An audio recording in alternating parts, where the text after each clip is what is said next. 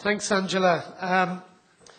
I suppose it's ironic to start my remarks by saying that there has been a lack of objectivity and balance in public discourse and discussion on economic matters in Ireland. This particular forum is one of the notable exceptions to that, but there is, and there has been, to our great cost, a herd instinct in the media that was determined to only allow one view to be articulated and therefore to only allow one view to prevail. I won't repeat the embarrassing mantra of the Celtic Tiger years when Charlie McCreevy, cheered on by a fawning media, lectured our international colleagues on how they had all got it wrong and we had discovered the holy grail of onward and upward economic growth. I can understand, and indeed would expect, the Governor of the Central Bank, Patrick Honohan, to have a view on current issues. But that's not enough for him. At the end of June, he told the New York Times, and I quote, "We don't have the flexibility to do a spending stimulus now. There is no one who is even arguing for it." And that is not true. For example, recently a conference was held by the Construction Industry Federation, the Irish Congress of Trade Unions and the pensions industry.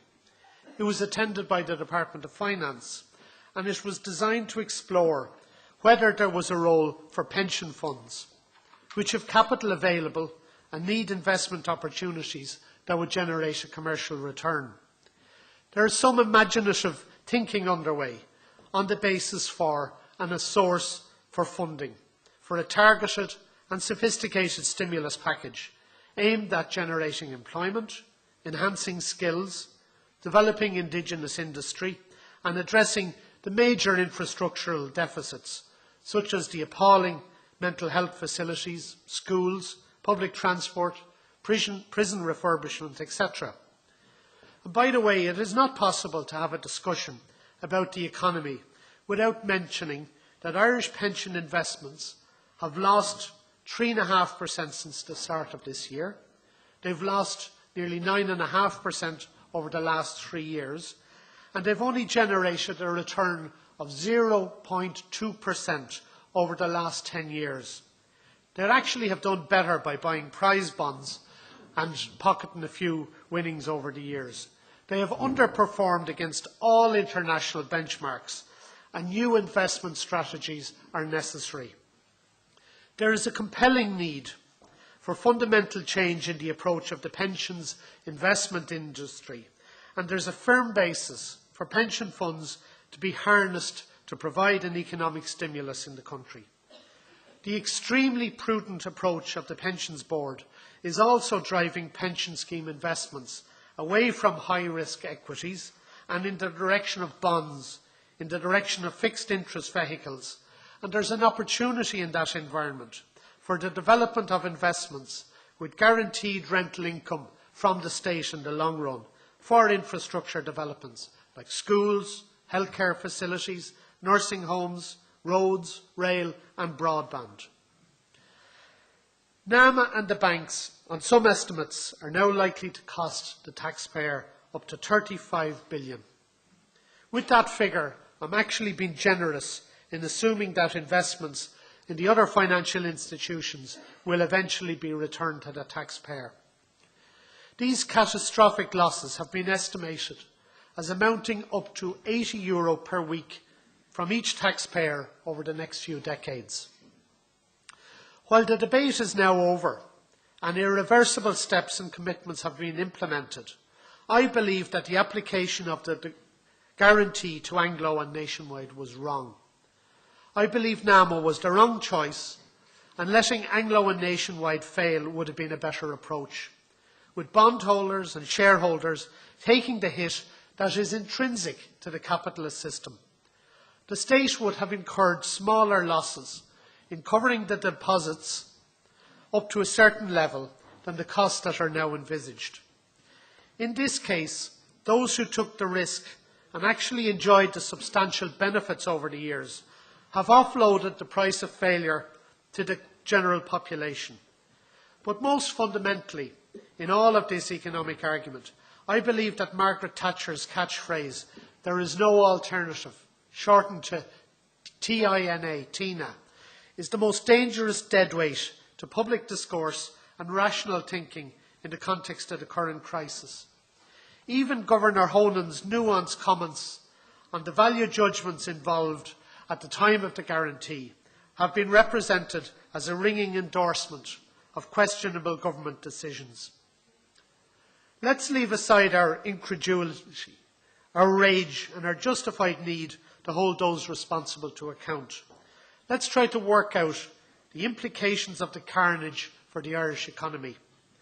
There's 4 key cornerstones to the Irish commercial economy, and they are indigenous large private companies, the small and medium enterprise, commercial state bodies and the multinationals. Now, the multinationals are generally exempt from the effects of the domestic credit crisis.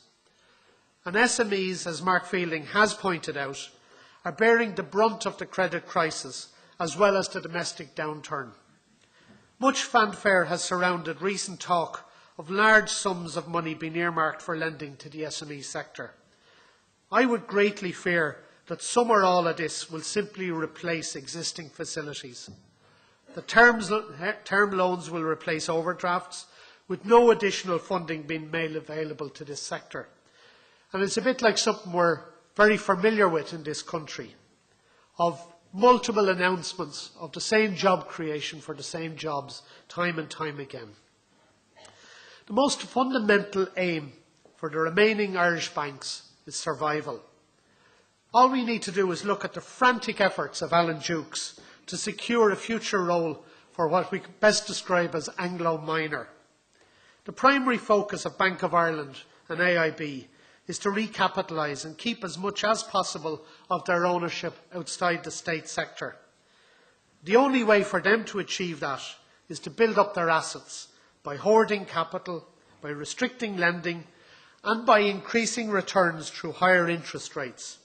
We've already seen that creeping through in mortgage rates, and SMEs and other borrowers will find that new or renewed loans and overdrafts will be on more onerous terms. If we look at the profile of large indigenous private companies from a few years ago, sure, we'd have started off with Anglo, AIB, Bank of Ireland, Quinn, and only then moved on to CRH, Kerry and other companies like that. In truth, the Irish indigenous large sector is a mixed bag, and it would be difficult, but it will be essential for our economic development agencies to identify a strategy for growth. We might start actually with indigenous companies that actually make things, whether energy, food, or services like tourism, or multimedia, or technology engineering. In another example of unnecessary outsourcing of policy formation, the government has appointed Colin McCarthy to conduct another review, this time of the commercial semi-state sector. And it's predictable, given where he comes from, that Colin McCarthy will take his usual approach on the matter, and we'll find ourselves shortly in a short-term and self-defeating argument about privatisation, focusing on fiscal considerations instead of jobs and growth. There are many things we have done wrong about the Irish economy, but privatisations are certainly top of the list of failures. If we look at some that I'm familiar with, Eircom has been stripped bare. Even its masts have been sold. It sits on debt of 3.3 billion. It sold the market leader in mobile Aircell to Vodafone and entered the same market as a third-ranking player. It's gone through several sets of owners and managers. Millionaires have become billionaires, and managers have become millionaires. They all made significant returns, but on each and every occasion they left the company weaker.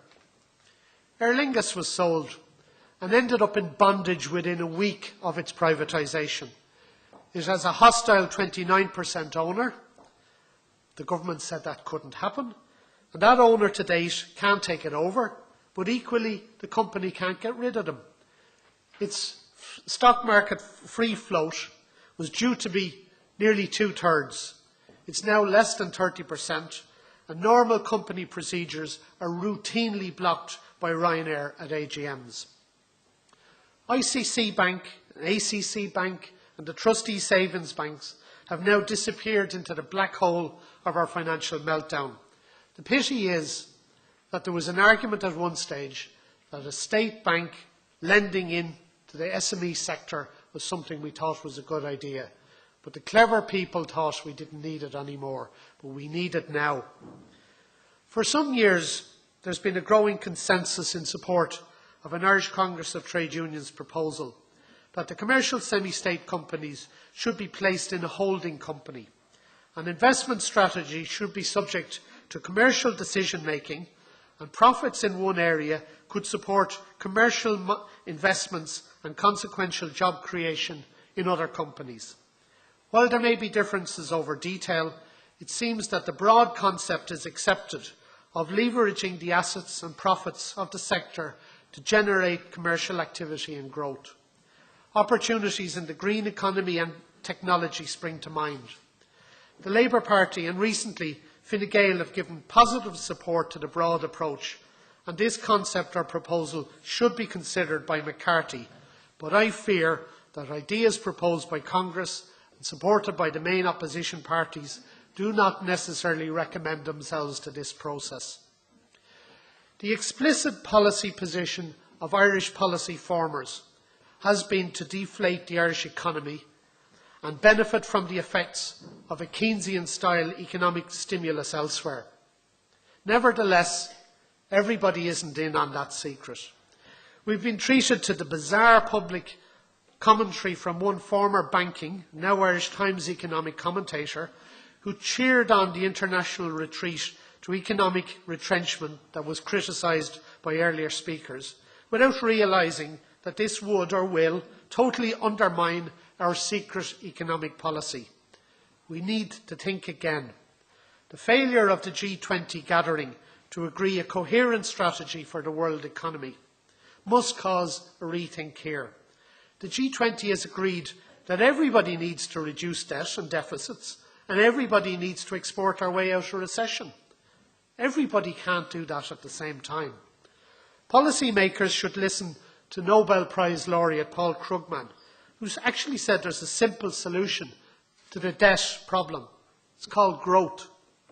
Finally, we need to examine the implications domestically of the fear factor that was shown by Willie's example of us saving 15 billion a year at the moment. The direct consequences of current government strategy are fear and uncertainty about jobs, about income and about the future.